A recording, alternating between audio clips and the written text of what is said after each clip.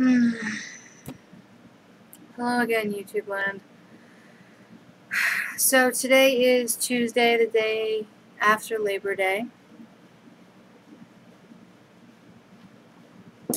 Yesterday, unfortunately, Sam had to work, which I think blows. So it's a normal week in our house. No one had any time off or anything like that. Unfortunately, as a result of several frustrating things that happened over the last few days, I woke up this morning with really a serious class migraine, which, not surprisingly, sucks. Okay, took my Imitrex, laid down for a while, had some food, spent a lot of time snuggling a cat. I feel better. Not perfect. It's like 2:30-ish now, and I'm in the middle of eating lunch as Tribble walks around inspecting the fresh laundry that I managed to get done today despite my head trying to explode.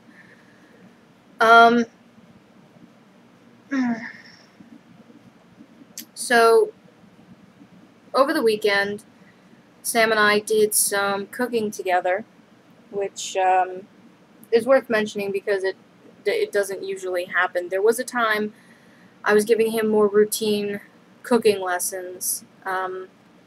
Unfortunately, I have issues with being a control freak, and I trust Sam to cook. I trust that he's capable of feeding himself and that he wants to learn how to do more. But there's still a fundamental part of me that doesn't believe anyone but me can get it done. I don't know why. It's one of those things about me that I can't, necessarily figure out. And to be honest, I've never really put a significant amount of interest and time into figuring out, because I don't mind being a control freak. I mind it when other people give me shit for being a control freak. So. But we made banana bread French toast, which was actually a two-part thing. On Saturday, I made banana bread from scratch because we agreed on this recipe that we wanted to try to make, and he thought, well, okay, we'll just buy banana bread. And I went, why? Given what's in the recipe for banana bread, why? The key ingredient you'd probably have to buy at the store is either fresh bananas or commercial sour cream. Everything else, if you cook on a regular basis, like once a week at least, you should have in the house. Salt, baking powder, baking soda, flour. These are things that you should always have anyway. So that's what I did. And then Sunday, he slept in. Surprise. So for brunch, we made the banana bread French toast. I also made some hash browns with Colby Jack cheese and scrambled eggs. Because if you're going to make it a brunch meal, make it a meal, Sam opted for additional fresh sliced banana on top of his, butter, syrup, the fixins. It was pretty good, I have to admit. And to feed both of us that recipe, I used almost half the loaf of banana bread, which if you've never made it, I suggest you do. The next one I'm going to try is zucchini bread, because I happen to have a zucchini sitting in my kitchen that I've been meaning to cook with for 3 days. So it was either that or make a pasta dish with it, and I've just decided bread is probably easier. The other thing we made on Sunday together was quesadillas, which there were some basic ingredients. Chicken we already had, tortillas I got, parsley we had because we don't have cilantro in the house, well, fresh cilantro in the house. But I'm Italian, so fresh parsley will always be in my fridge, if not in my herb garden. So I cooked off some thin strip chicken breast, added some chipotle sauce, shredded a brick of Colby Jack cheese, which, if you ask me, if I'm going to make Latin food, or anything you might refer to as Spanish, Mexican, in that category, my favorite will always be Colby Jack cheese. There are plenty of other ones you could use. Blanco queso, a whole bunch of other things, but I like Colby Jack. So, shredded Colby Jack, chipotle chicken breast, parsley. Sam's had a little bit of caramelized onion. Mine had a lot of caramelized onion because I really, really like it. Sam's also had mushroom and nopalitos. I'm not a nopalitos fan, but I'm also allergic to mushroom, so that's why those were in his and not mine. And some sliced cherry tomatoes.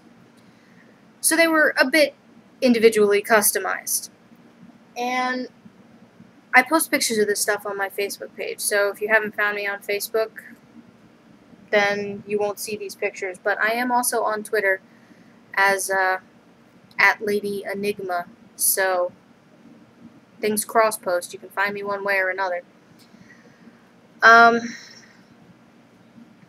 But yeah, so it was good. I mean, we only made the 2 things together, really, on Sunday, but it was enough. I like cooking together. You gotta remember, for someone like me who's very control-minded and oriented, and comes from the ethnic background that I do, specifically Jewish, German, Italian primarily, with some other stuff thrown in, being able to cook with someone is really a stronger testament to how much you consider them family than most other guidelines.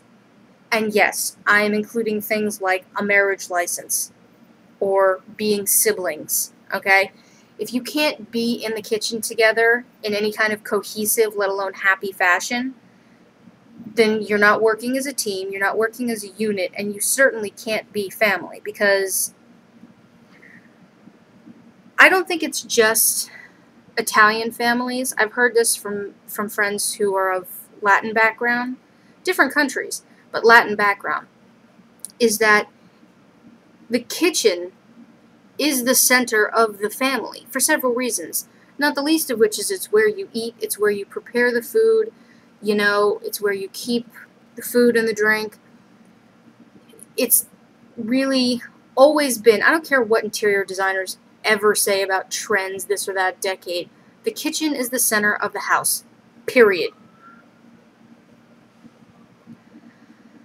So for Sam and I to be able to cook together, more than once even, on the same day in the same kitchen, and be able to stay relatively out of each other's way, I think speaks a lot more to the fact that we're family than anything else, because that very, very rarely happens for me. I mean, my dad and I used to cook together. My mom cooks. My mother practically never cooked.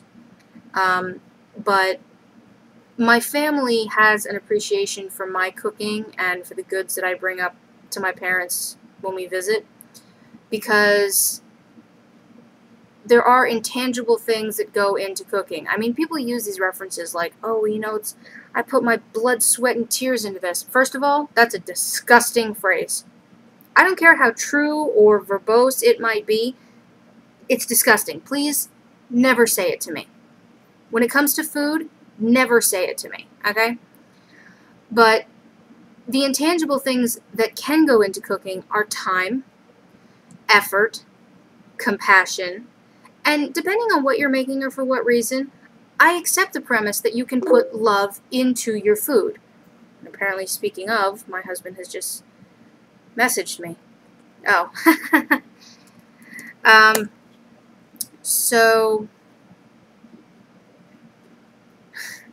that's just reality in my house. What else has been going on this morning? The frackin' migraine. Oh my god. I took the Imitrex. I'm trying to eat. I'm trying to rest.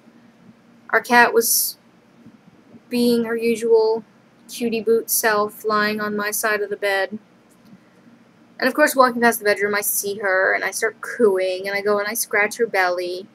And she does all of these things that only pets really can do and get away with, where she kind of like sniffs at your hand and hugs it with her paw, and you know, she'll start purring. If she likes you, if she knows you, like with me and my husband, she'll wrap her paws around you and give you a hug. She'll purr the second she smells you.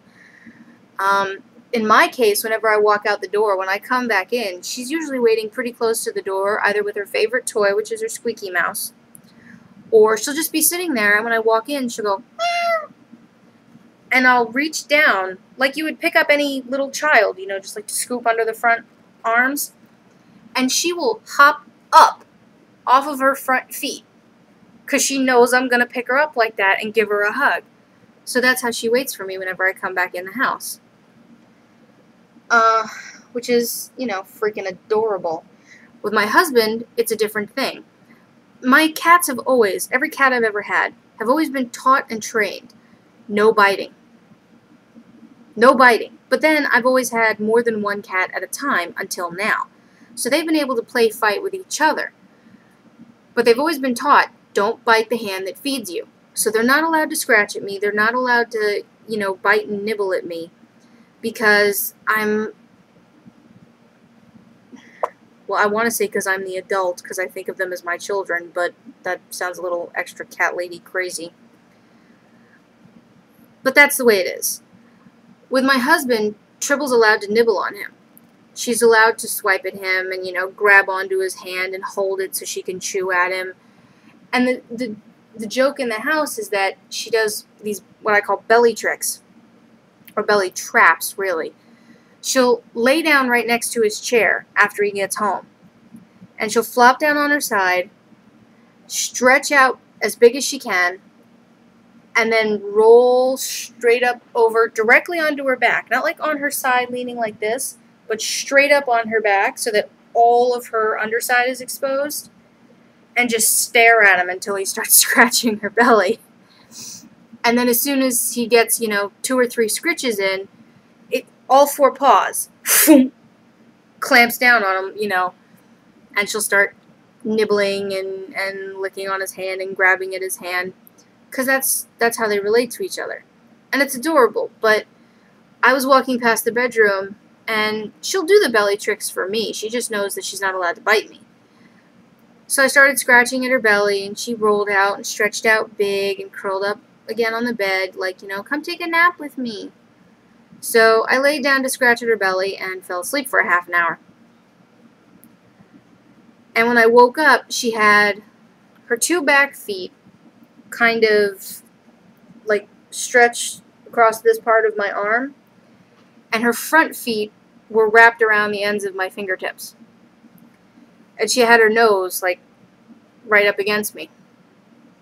So I woke up with a kitten glove, which was adorable, disgustingly cute, adorable.